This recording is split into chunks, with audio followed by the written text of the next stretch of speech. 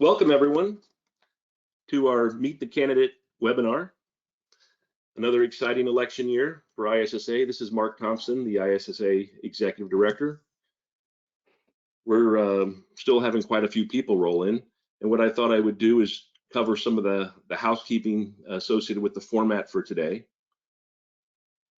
So this is an opportunity for the candidates for this year's election to speak for 7 to 10 minutes or so individually to the audience.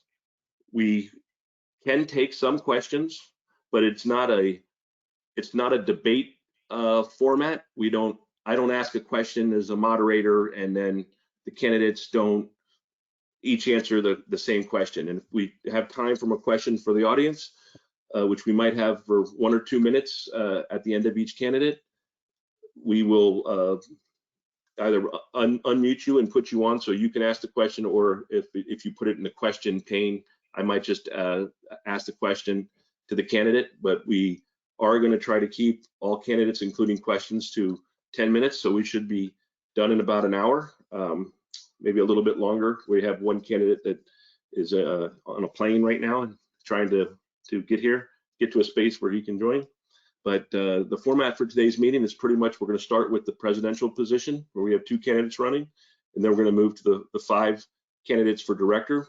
We're going to go in the order that we had them listed on the website, which is alphabetical by first name. And again, there'll be no questions except after the candidate is done, if there's time. And if we don't get to them, we don't get to your question on the live webinar, I will make sure that the candidate gets your question, and the candidate will have the opportunity to reach out to you directly and answer your question, so that we will have no question go unanswered that way. Okay, so that's about it for the format. What I'm going to do is start with our first of 2 candidates for president, Candy Alexander. And Candy, you should be ready to go. Hey, Candy. Hi, guys. Nice to see you, Candy. Good to see everyone here as well. Well, one-sided, of course, but yeah, it's great to be here. It really is. And I know that usually I do a lot of introductions of you throughout events and things like that as our current president, but this time I have to officially ask you, please introduce yourself. My pleasure, and thank you, Mark. Hello, everyone. As Mark had mentioned, I'm Candy Alexander, and I'm seeking re-election as ISSA International President. I won't bore you with my accomplishments and my accolades. You can find my bio on the ISSA website, or you can visit my LinkedIn page for that matter. Instead, I'd rather talk to you a moment about the characteristics which make me feel that I am the right person for leading our association.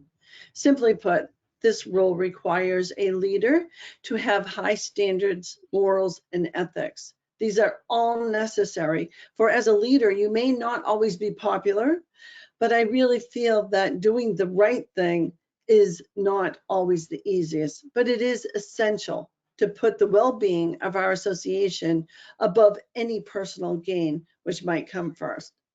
So since you asked, I'll go right into my top priorities for the association, and they fall into 3 categories. First, the members. You folks are what are the most important to our association. We're a member-based professional association.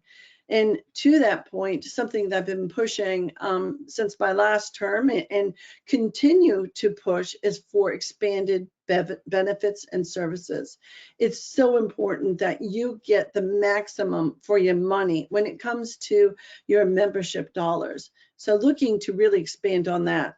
Chapters. Chapters are the heartbeat of our association. This has been a term coined by many in leadership positions, whether at the chapter level or at the international board level. We need to continue to support you chapters and the chapter leaders, providing you with the services and the tools that you need to make yourselves and your members successful. And then last but not least, of course, is to heighten the awareness of our association. We've become the underdog with all kinds of cybersecurity associations and memberships and organizations cropping up all around us. It's time for us to claim our leadership and move that forward in order to really grow our profession and to strengthen our professionals. Well, thank you, Candy. So tell us about your vision for the future of ISSA. Yeah, so my vision is pretty simple. It's a solid vision that hasn't changed. And, just like any good mission statement, a vision, in my opinion, is something that really shouldn't change. And it's the same as the vision that I had when I first became president. And that is to have a world-class organization for cybersecurities by cybersecurities that every cybersecurity professional wants to be a member of. When you look at the hundreds of thousands of people either in the profession now or want to be, then I think we have a huge, great growth opportunity.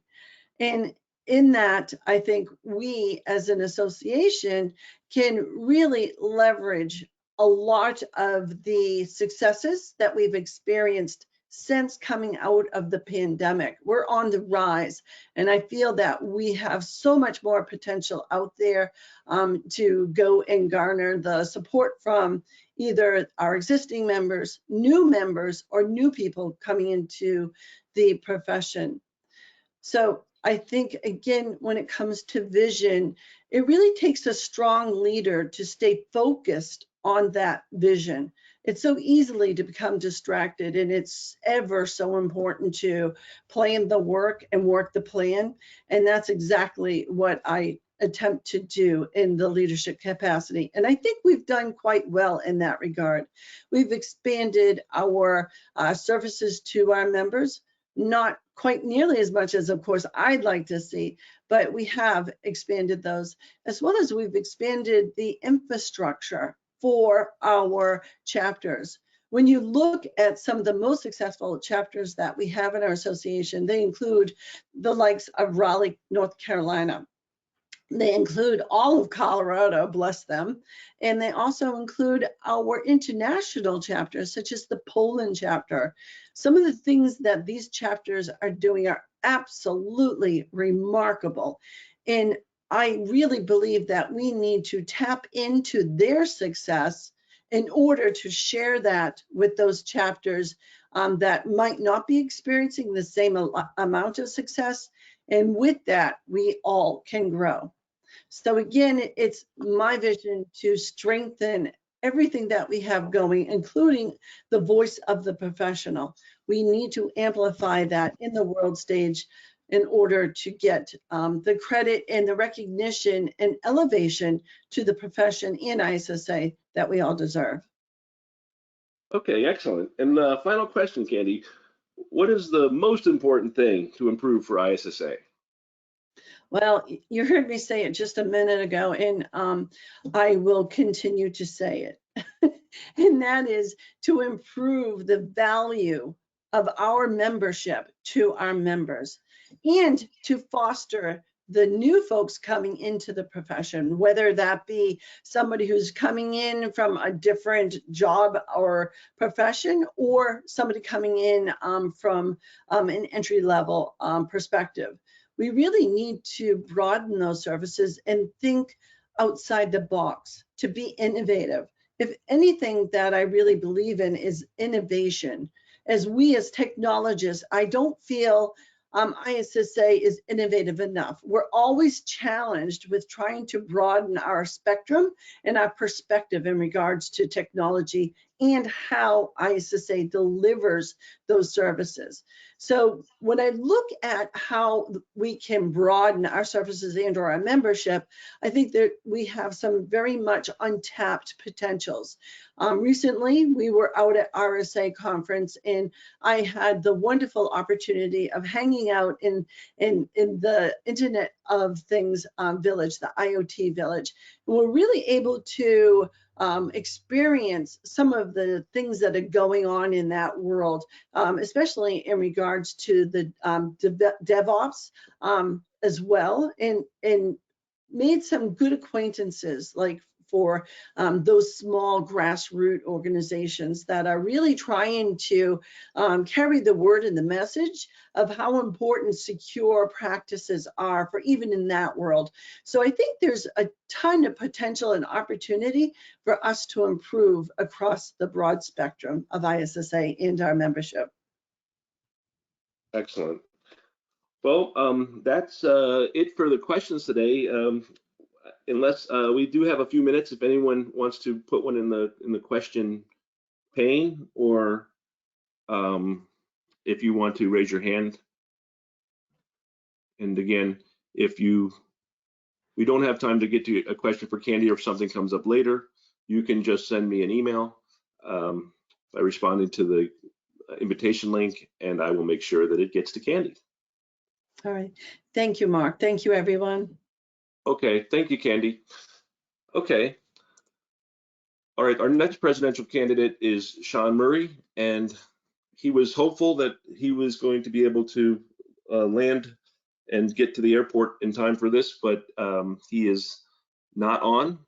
So what we're going to do is have him, if he makes it later today, I will ask him the same 3 questions and record it, and we will take an archive of that recording and put it on.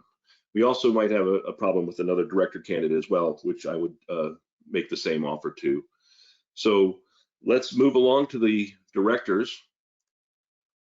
And our first of our 5 directors running for the 3 open positions is Curtis Campbell. Dr. Curtis Campbell, are you able to share your picture if you want, or you can just go ahead and talk and introduce yourself. Can you see my screen? I do not see your screen. Did you want to share your video? I just shared my webcam. Let me see. Oh, I see you. I had it in the wrong box. Yep. Hey, hi, Curtis. Hey everybody. Hey, thank you everyone. I really appreciate this opportunity and getting to meet you on this webinar, and I really appreciate your being here. My name is Curtis Campbell, and I represent the chapters, let me see on the screen, my chapters of Chattanooga, Tennessee, which is my hometown chapter. I am part of the Minnesota chapter, the Metro Atlanta chapter, Middle Tennessee chapter, the San Francisco chapter, and the Denver chapter. And I just wanted to take a moment to tell you the reason that I'm all over the place in these chapters is because I have built some great relationships with members from all of these chapters over the years, and I've gotten to participate in their events and the conferences, and that's really one of the things that I like most about our organization. To me, getting to do this is the essence of ISSA. It's a national and international. Whatever you want to do, whatever you want to be, we can collaborate. I've been fortunate enough to be a part of these chapters, and to me, this represents diversity and inclusion for all of us, that we can be located anywhere and today from wherever you are, and we can be a part of things and programs and maybe meet face to face wherever the opportunity finds us. So which brings me to, I guess I want to go into my top 2 priorities for the organization if I'm reelected. And that comes down to people and partnerships. And 5 out of 7 of us here today, like Candy said, we've worked tirelessly the past 3 years to take our organization through the pandemic. And it was tough. But what we tried to do is just maintain the resiliency that this organization has always known.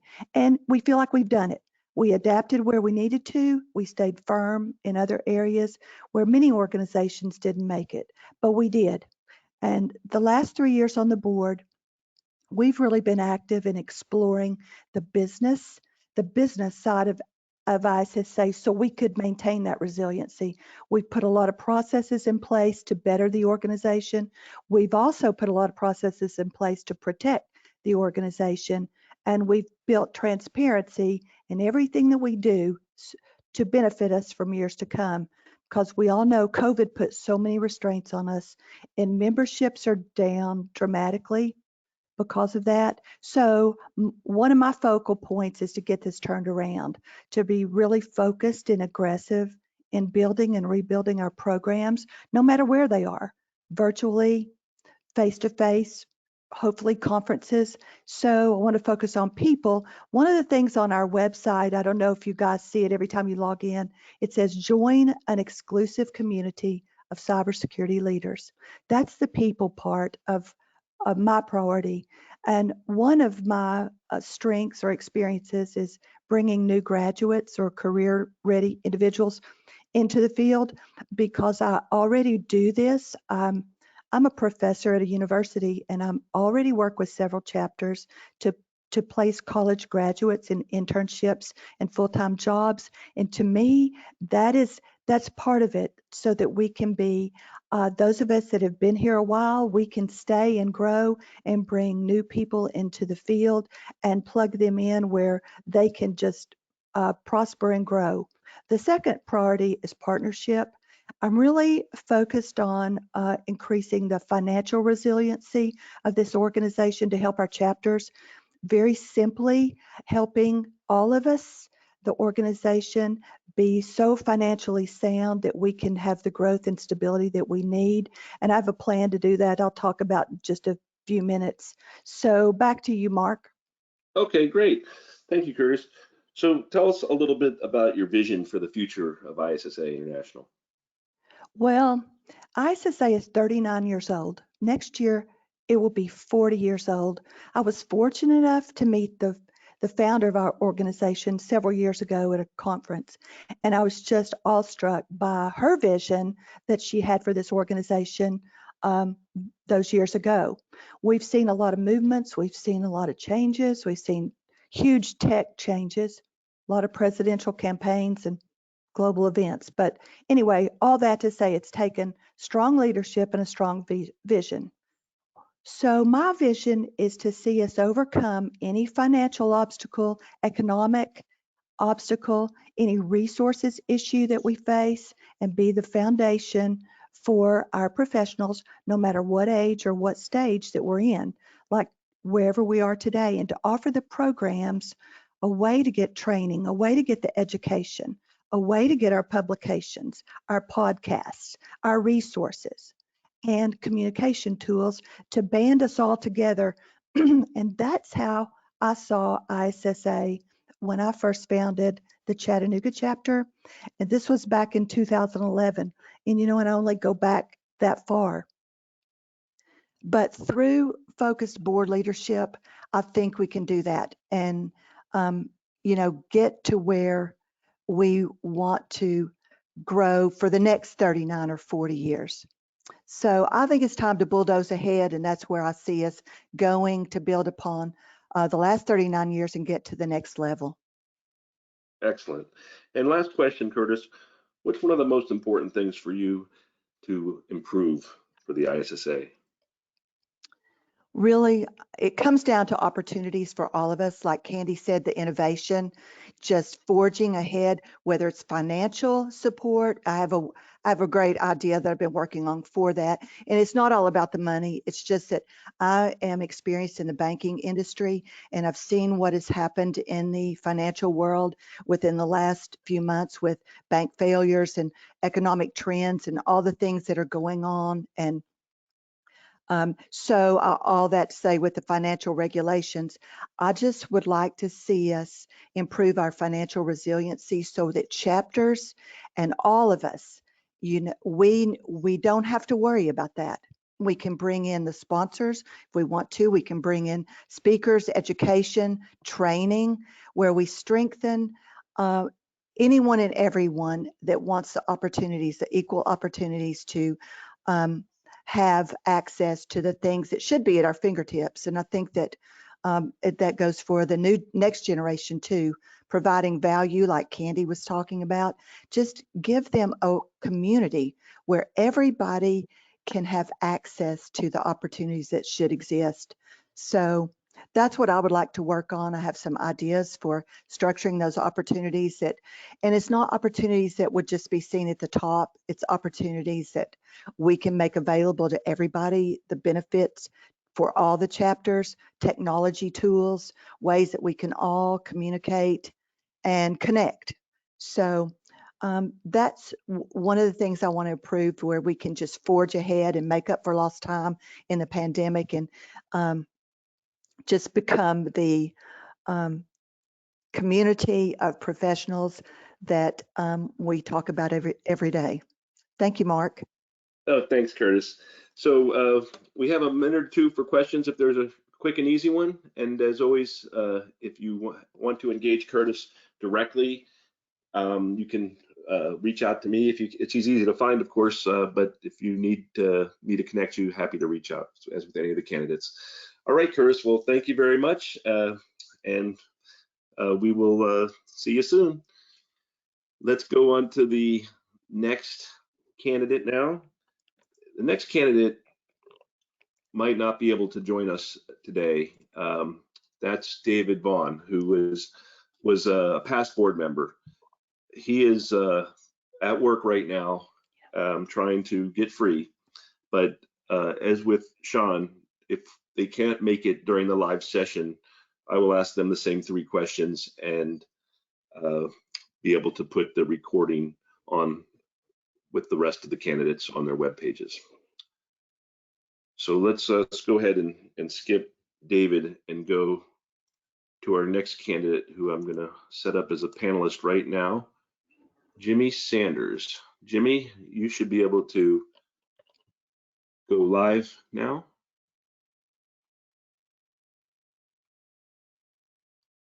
Let me see.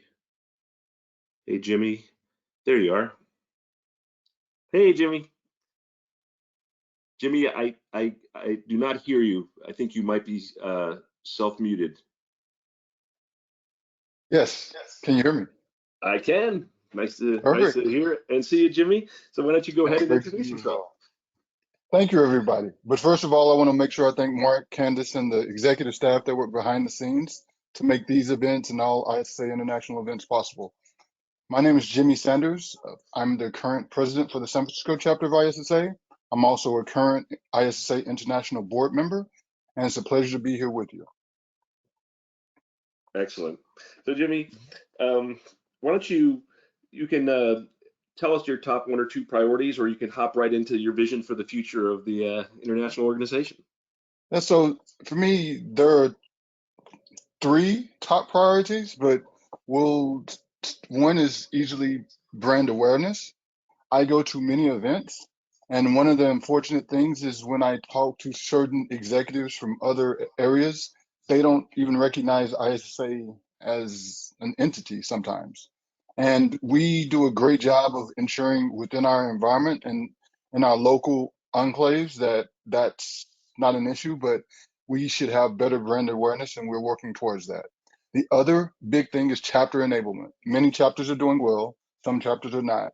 And our job on an international board is to ensure that all the chapters get the tools that they need, and that when they don't have those tools available, we work with them to enable them to achieve what they can. And thirdly is just outreach to students and people who want to get into technology. Those are the top 3 priorities for me. Excellent.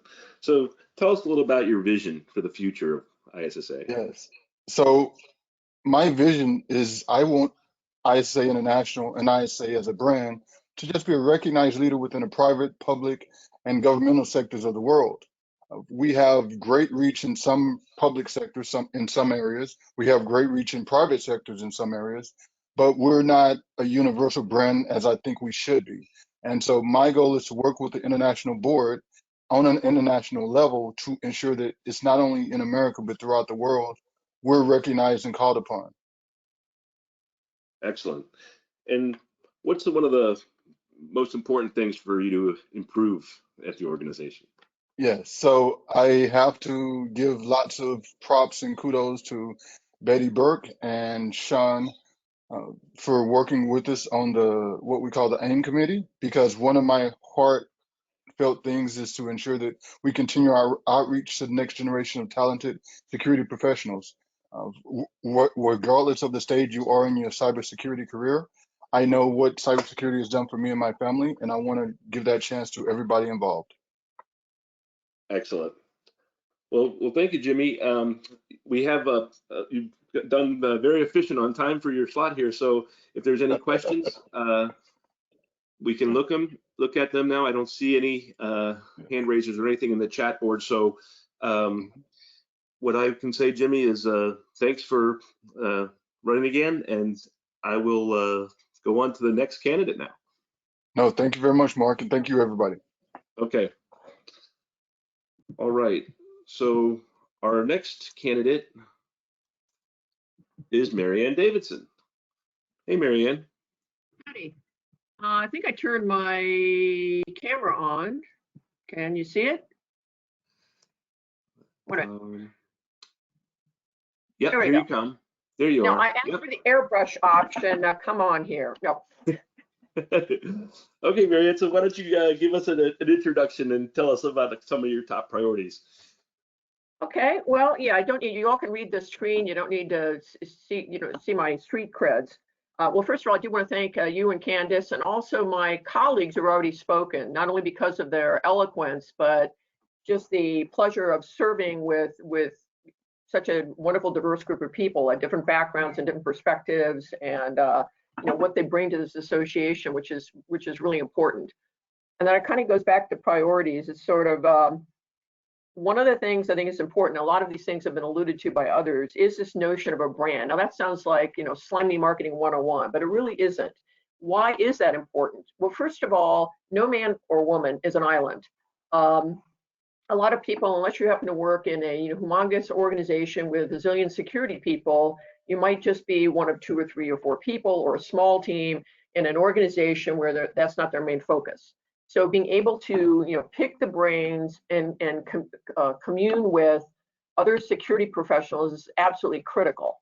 And I'll give you one very small example. Now, I work at a big tech company, it's a great company, but I remember going to an ISSA event and hearing one of the speakers, who's very well known in our industry, and this was a few years ago, before MLAI.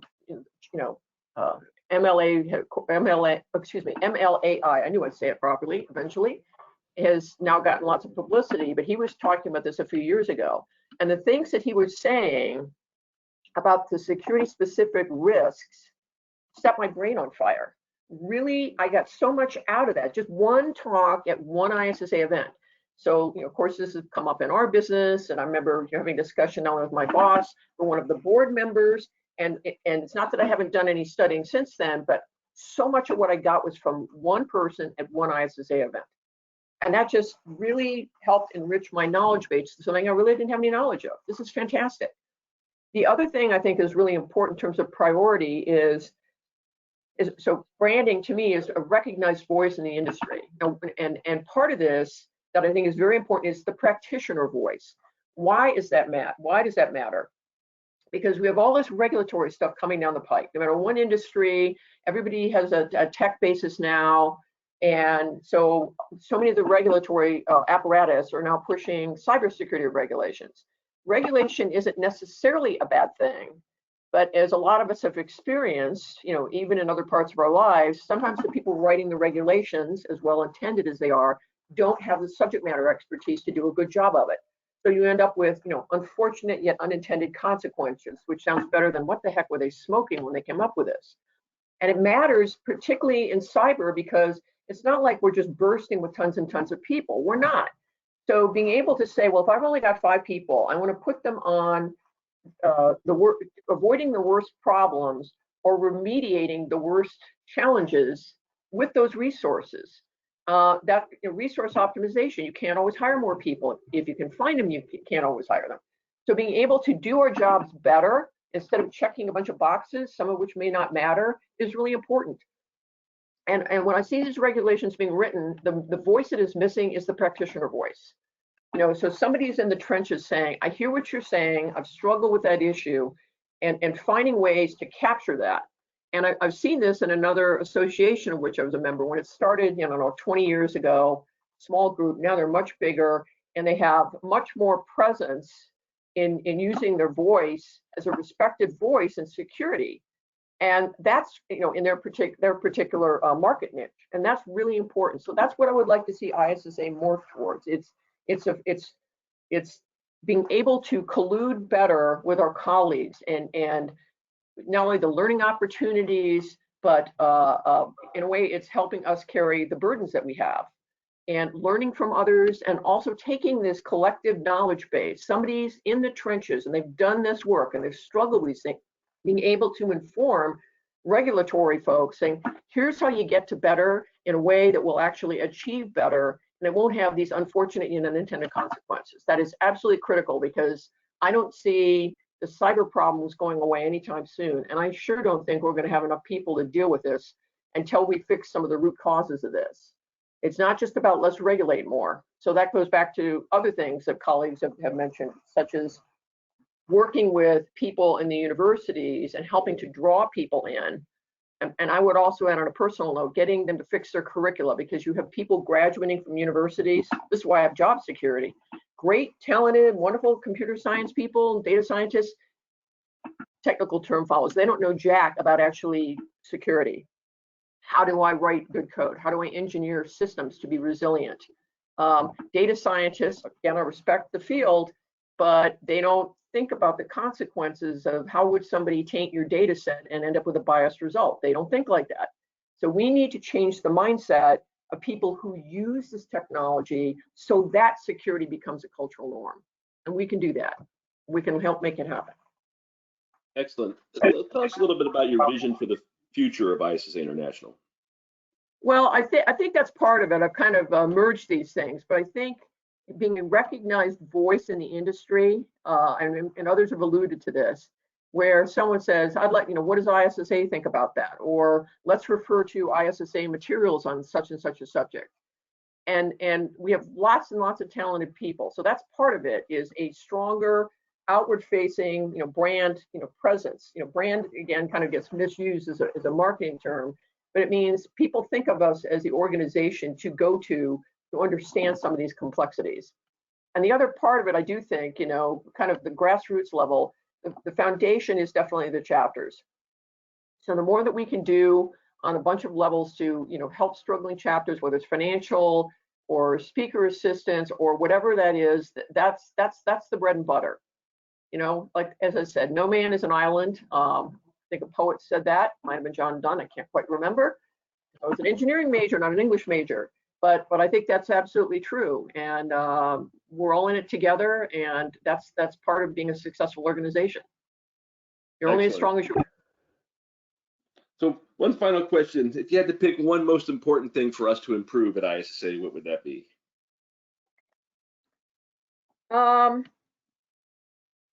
That's an interesting question. I do think that when people are talking about the financial resiliency, that's pretty critical underpinning. It's you want to feel like you're on a solid footing, and that is enabling for you to achieve your vision. If you don't have that, that's going to be very difficult. So part of that is, value add, making sure that we add value for our chapters, and also helping ensure they are on a strong financial footing.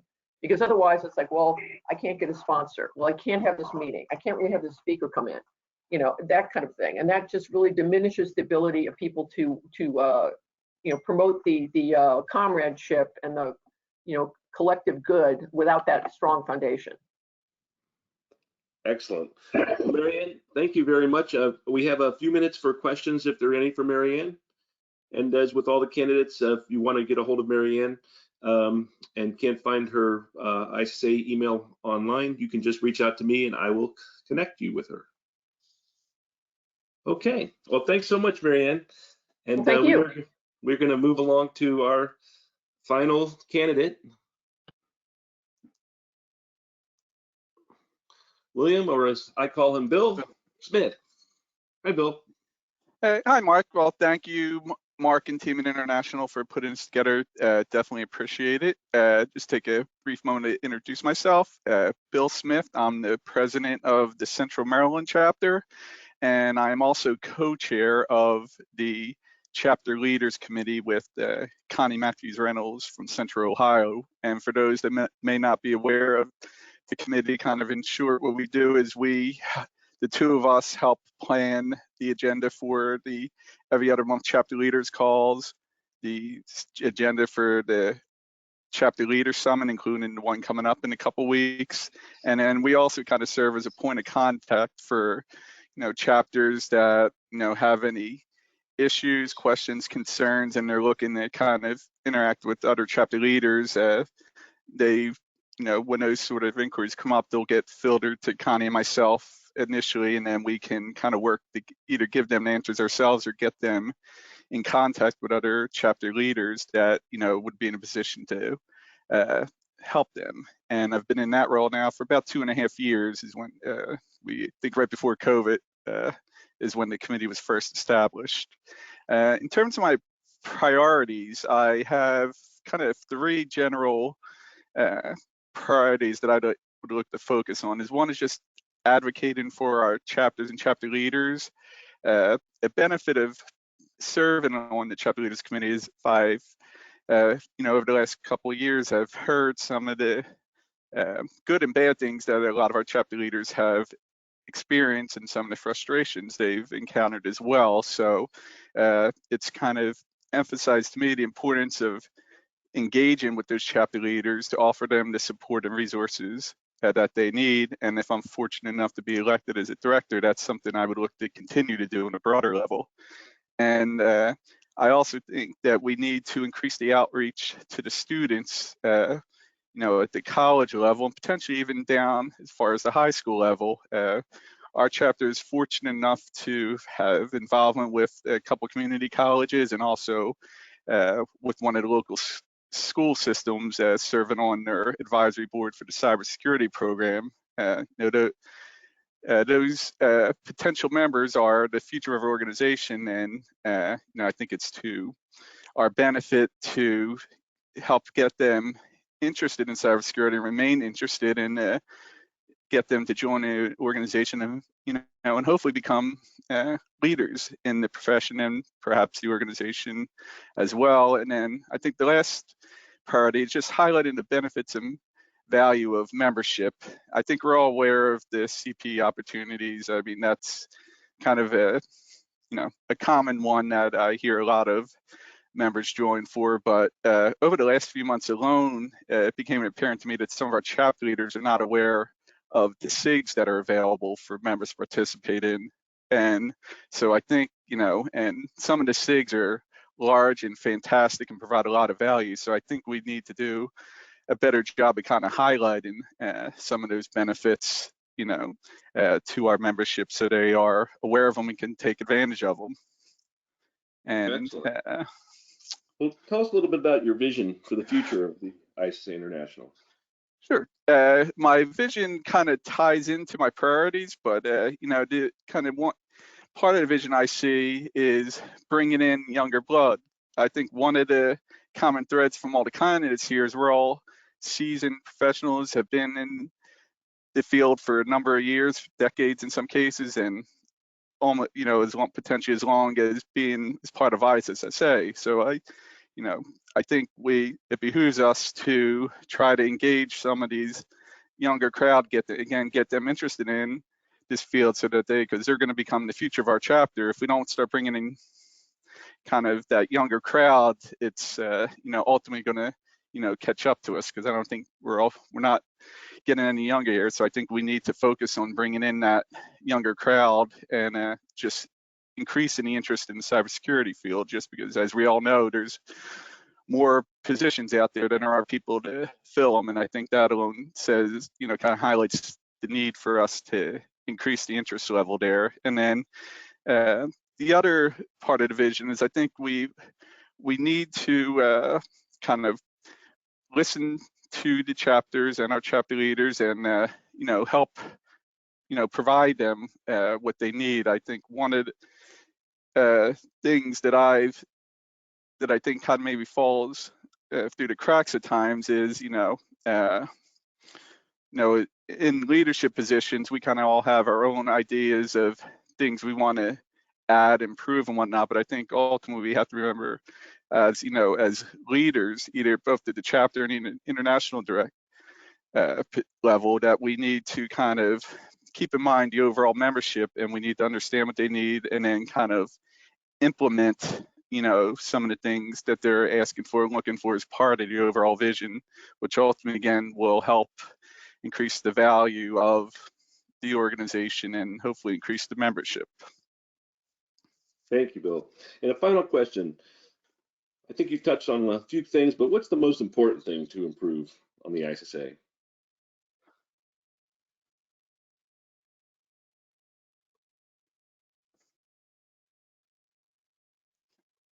Bill, I've managed to lose audio.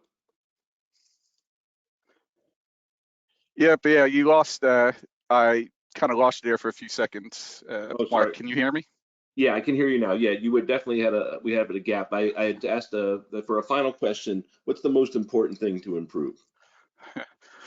Well, again, it kind of ties back into visions. I think the most important things we have to remember, we have to listen to our chapters, our chapter leaders. Again, not to kind of re-emphasize that point, but I think that's even at the chapter level, I've kind of seen that where sometimes just in the course of what we're doing, we just kind of ultimately forget we're there for the members. Without the members, we don't have the organization. So if we just continue going off doing what we think everyone wants, it's ultimately not going to get us in a great place. I think we need to make sure that we listen to our members and help provide them the support and the resources they need to succeed. Otherwise, as we saw over the course of the pandemic, we ended up losing a few chapters that got shuttered for one reason or another. And ultimately, that's not good for the organization at all. So I think we just need to ensure that we listen, you know, to our members and provide them what they want as part of the overall kind of implementation of vision for the organization. Excellent. Well, thank you so much, Bill. We have time if there's any questions for Bill, and if not, as with the other candidates, I will make sure that you can get a hold of them. Okay, well, that wraps up our session. As again, we missed, we're missing Sean and David Vaughn for some logistic reasons. They can't be here, but what we can definitely do is I will ask them the same 3 questions, and all of the candidates' sessions will be put into video clips. So if you want to rewatch a candidate's session, they will be located on the candidates' pages that you can find on the election site. Speaking of the election, before I close down for the day, I wanted to remind everyone that the ballots will go out on June 1st, first thing in the morning. If you do not get a ballot on June 1st, you can reach out to member services and we can investigate what happened. Sometimes they go into spam filters and sometimes there's just another technical problem. But anybody who was a paid up member in good standing as of May 18th, I think the day was, will be eligible to vote in this year's election. So with that, I'm going to thank the candidates for an excellent job today, and I look forward to another successful election year.